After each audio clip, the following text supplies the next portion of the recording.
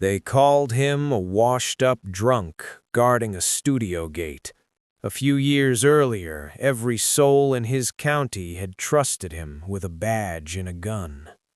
Desert heat shook above the street at Old Tucson. Extras leaned on rails while cameras waited for Dean Martin to stagger out of the jail and play a fun deputy with a bottle in his fist. Near the rope line, Frank Carson checked passes, cap pulled low. To crew, he was only security, a worn man still on shift. They didn't see how his gaze never left the guns on those belts, or how his jaw tightened whenever Dean practiced his wobble. In Frank's pocket, a rusted shield dug into his palm. Alongside it sat a folded court paper stamped with next week's date. One slip there, and his granddaughter Lily might vanish into foster homes. On the street, people chuckled at the pretend drunk. In Frank's memory, that stagger ended with sirens and a sheet. Laughter carried across the fake main street as Dean lifted the bottle and did a loose little spin on the jail porch. Extras snorted, a boom operator shook his head, and even one of the grips clapped.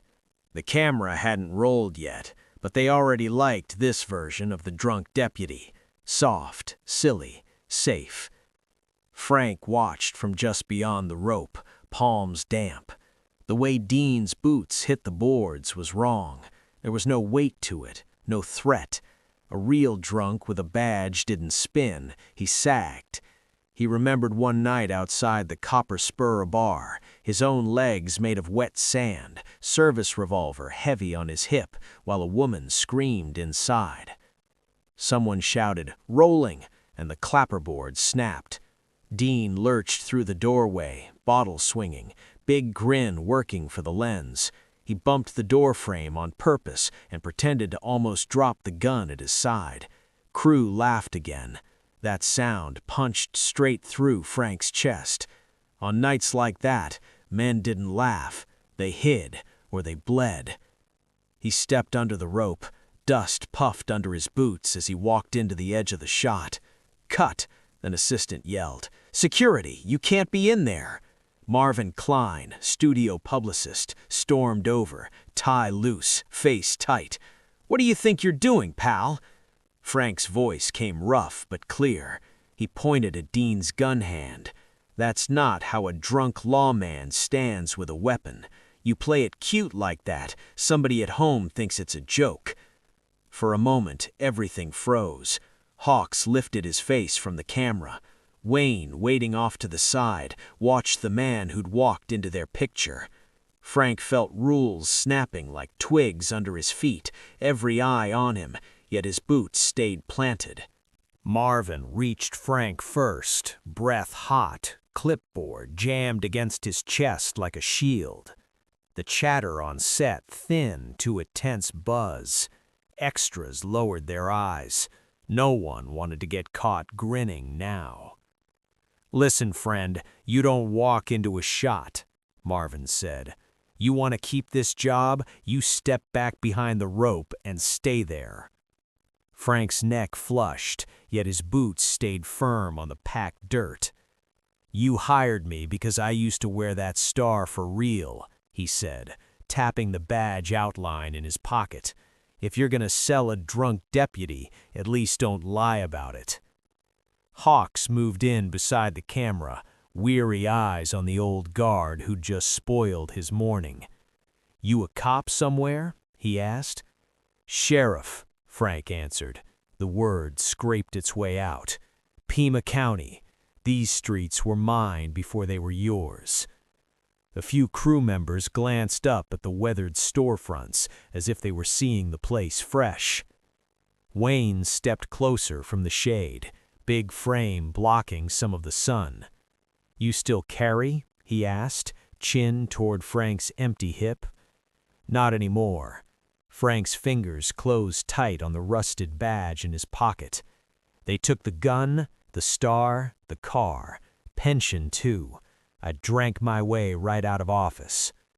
The words hung over the street like smoke.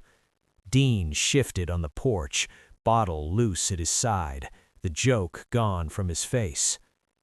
Marvin snorted. "We're making a picture, not running a background check." "Maybe you should," Ruth murmured from her mark with the script binder, eyes narrowed. Frank swallowed hard. "Lady died on my watch. Missed a call I shouldn't have. Missed a call. Town buried her, then they buried me." He didn't raise his voice, yet everybody heard across the set. By sundown, the set lights went dark and the desert cooled, but the weight in Frank's chest didn't ease. He drove the old pickup back toward town, dust trailing in his mirrors like smoke from a fire you can't put out. At the small house he rented on the edge of Tucson, Lily sat at the kitchen table with a school book open and crayons spread around it. Her feet didn't reach the floor. A cartoon hummed low from the next room, colors flickering on a second-hand TV. "Hey, kiddo," he said, forcing his voice steady. "You eat?" She nodded without looking up. "Mrs. Alvarez brought stew. She said you were late again." A knock came at the door, 3 quick taps. A woman in a gray skirt and state badge stood on the step, clipboard hugged to her chest. "Mr. Carson? I'm Denise Harding with Child Services. We talked on the phone."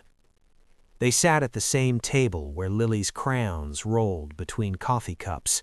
Denise opened a thin file. "Your daughter's chart from the hospital came in," she said. "Doctors don't expect much time. When that happens, the court has to decide where Lily goes." Frank's hand found the rusted badge in his pocket. It felt small now. "She's already here. I'm sober. I'm working." Denise met his eyes. "You've been sober 3 years, and that's good, but this house is month to month. Your job is temporary. There's no written contract. The judge will want proof you can provide long term." Lily's crayon paused over the page. "Are they going to take me?" she whispered. Frank swallowed hard. "Not if I can help it." Denise closed the file with a soft click. "You'll need something stronger than hope, Mr. Carson. You've got 12 days to get ready." Morning brought hard light over old Tucson, turning the dust street white. Frank signed in at the gate, then found his way to the shade by the jail porch. He told himself this day he'd just watch, keep quiet, stay in his lane. Ruth Delgado walked over, script binder hugged to her chest. "Hawks wants this checked for sheriff stuff," she said, peeling a set of fresh pages free. "Make sure we don't say anything stupid." Frank took the pages. The paper left a faint smudge on his fingertips. As he read, his mouth went dry. One speech had a line about keys rattling on a gun belt because the deputy's hand shook so bad. Another bit described a door he'd leaned on because he was too drunk to find the knob. He'd written those exact things one night at Sam's kitchen table, tears dropping on the paper while the coffee went cold. Frank looked up. Dean was on the porch, running the lines in a light sing-song, playing them for laughs with a little spin. "Is something wrong?" Ruth asked. "They didn't make this up," he said, voice low. "That's my story." Hawks called the crew back to places. Dean took his mark, bottle in hand. "All right, let's see the sad clown," someone joked. Frank climbed the porch steps, knees stiff. "Let me show you," he told Dean. He wrapped his fingers around the prop gun. His hand started to tremble, a small shake he couldn't hide. The revolver clacked against the buckle, louder than it should have been. A couple of grips chuckled, then went quiet. "This isn't funny," Frank said, eyes on the street, not on them. "I carried it like this. Those words on your page, I lived every one of them." Nobody laughed after that. Nobody moved. Hawks cleared his throat, then waved Dean and Frank back toward the doorway. "All right," he said. Show us your way." Dean handed over the bottle. "You heard the man," he muttered. "I'm the student now." Frank set his feet on the porch boards, shoulders a little caved in, eyes down. He let his weight sink like it used to, one hand hanging, the other fixed on the holster. You don't dance, you try not to fall. Your head's buzzing, your gut's hot, and you're praying nobody sees how scared you are. Dean watched every small shift, then copied him. The grin fell off his face. When they rolled again, his stumble looked gentler, sadder, better, but still like a man pretending to hurt. After rap, Frank drove into town and slid into a back booth at Manny's Diner. Sam Ruiz sat there with a yellow folder and a pot of coffee. "You brought the pages?" Sam asked. Frank laid the script on the table, open to the marked scene. "They're using it, Sam. Stuff I wrote at your kitchen, word for word." Sam slipped on his glasses, read, then tapped the folder. "Dry Creek Stories is live. Copyrights filed. Those lines trace straight back to you. Studio doesn't know, but we built the box before they stepped inside." Frank frowned. "I'm not out to wreck their picture." "Good. We're not here to blow it up. We're here to make them deal with the man they stole from, clean, on paper. You want that girl safe, you need more than day wages. You need a contract with your name on it." Steam rose between their cups as the plan took shape. Out in the dark lot, trucks rumbled, carrying a future he needed badly. Next morning, the air in the soundstage office felt trapped, as if holding its breath. Frank sat in a metal chair near the door, hat in his hands. Across from him, Hawks leaned on a cluttered desk. Wayne filled one corner, arms folded. Dean sat by the window, eyes down on the floor. Ruth stood near a filing cabinet with her binder pressed to her chest. Marvin paced by the phone, tie loose. "Sam said we all should hear this straight," Hawks began. "No cameras, no crew, just us." Frank turned the old badge in his fingers. "You read my pages," he said to Ruth. She nodded. "The memo scenes? Yeah, they're in the new draft." He drew a slow breath. "There was a night. Call came from a trailer park. Man drunk, woman screaming. I was 3 whiskeys in at the Copper Spur. I told my deputy to roll, and I'd be along in a bit." His voice scraped that last part. "I finished the glass. By the time I got there, she was in the yard, kids on the steps. One was Beth, blood on her nightshirt." His hand shook. The badge clicked against the chair. "Judge said my delay didn't kill her. Paper said different.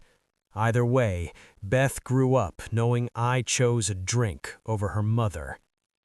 Dean's jaw worked tight. Wayne stared at the badge. "Beth's in county now. Liver shot. My granddaughter's 12 days from being nobody's girl. And you've built a joke on that night, piece by piece."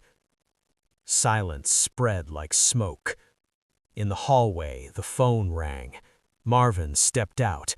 He listened, face draining, as studio counsel told him Dry Creek Stories LLC was real, and this joke now carried a contract problem with a human face attached today. When Marvin stepped back into the office, his mouth was a thin line. "Legal wants this handled," he said, "but Hawks has to finish that big street scene first. Frank, bring the kid if you want. Might be the last day you're on this lot."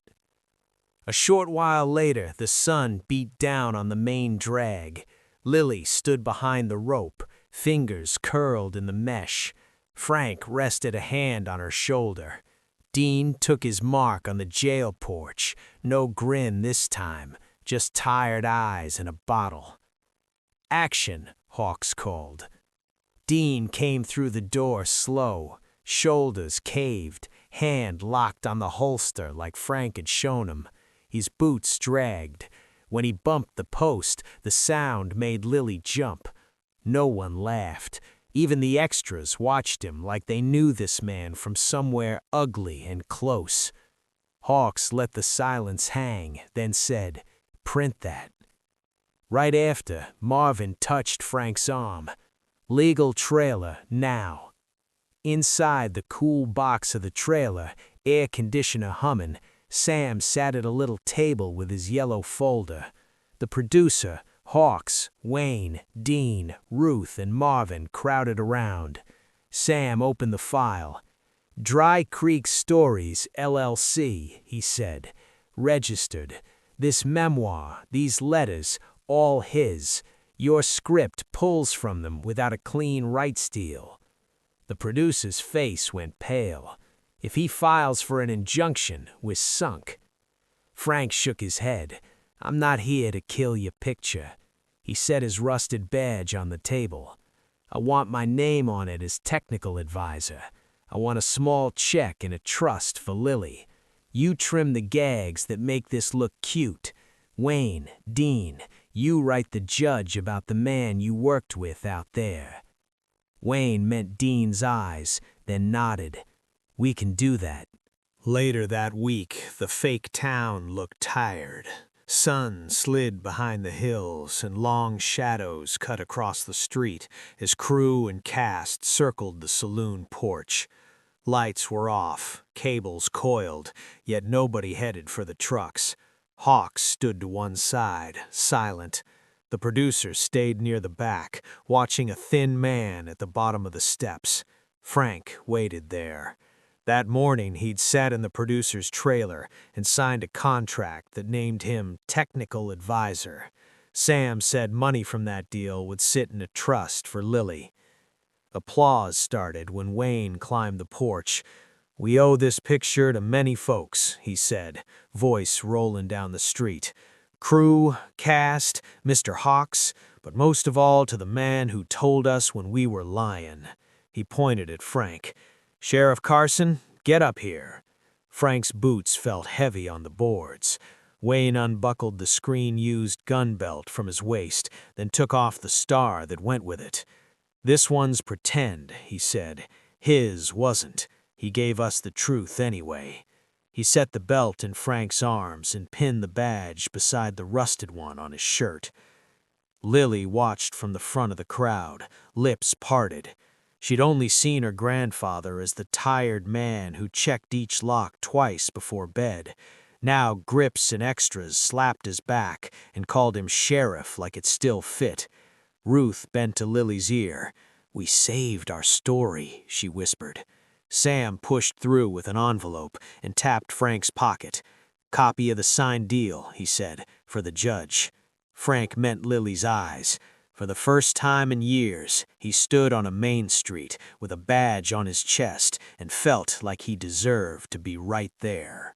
Months later, the desert sun still baked old Tucson, but Frank saw it only on posters now. The movie had a name in big red letters, and under it, smaller white words. Technical Advisor, Frank Carson. In a downtown theater, men his age sat in the dark with cups in their hands. They watched Dean Martin's deputy stumble into frame, empty eyes, fingers locked on his gun. Nobody laughed. A few shifted in their seats. One wiped at his face when the deputy sat on a bunk and shook like he might shatter. Reviewers later called those scenes strange and too real to be fun. Some folks liked them for that reason. On a gray morning in family court, the same name from the screen sat on a file in front of a judge. Frank stood at the table with Sam. Lily's small hand squeezed his. Denise from Child Services sat in the back row, arms folded. The judge flipped through pages. He paused over the studio contract copies and the letters on thick paper signed by John Wayne and Dean Martin. Those letters spoke of a man who told the truth about his own fall, so the picture could stand straighter. "Mr. Carson," the judge said, "you've held steady work, maintained sobriety, and taken responsibility for serious harm. That matters." He signed the order. "Guardianship of Lily Carson is awarded to you." Air rushed from Frank's lungs. Lily pressed her face into his side. Sam clapped his shoulder hard enough to sting. Outside, sky wide above them, Frank slipped his rusted reel badge and the shiny prop star into one pocket. 2 pieces of metal, 1 story. If you enjoy seeing how old Hollywood and lives crossed like this, you might want to stick around for more tales. By the time the picture had run its course in small theaters and late-night TV slots, old Tucson had gone quiet again. Fake storefronts stood in the sun, boards fading, dust curling up under each hot wind. Somewhere, men still walked into bars and laughed at drunk jokes on screens, never knowing a tired grandfather had fought to pull at least one of those jokes back from the edge. Most folks who watched that film never even noticed Frank's name in the tiny letters near the end. They remembered John Wayne squaring his shoulders, Dean Martin shaking on a bunk, the way the story suddenly felt heavier when the funny deputy stopped being funny. They did not see the empty kitchen where Lily's homework now sat, or the hospital bed where Beth once turned her face to the wall and listened to her father promise the girl would be safe. Yet the promise held. Lily grew up on stories that did not pretend the bottle was a friend. She saw that a man could fall from a badge to a gatehouse and still claw his way back to something steady, not by hiding his shame, but by dragging it into the light. Maybe you know someone like that. Maybe you are someone like that. Hollywood runs on bright lies, but every so often a trembling hand sets down a true thing in the middle of all that tinsel and refuses to move it. That's what Frank did. If you want more real stories hiding behind Dean Martin, John Wayne, and those old Western lights, you can stay with this channel and share where you first watched them. Somewhere, another quiet man might be listening, because sometimes one honest memory, spoken out loud, is enough to change another life, for good.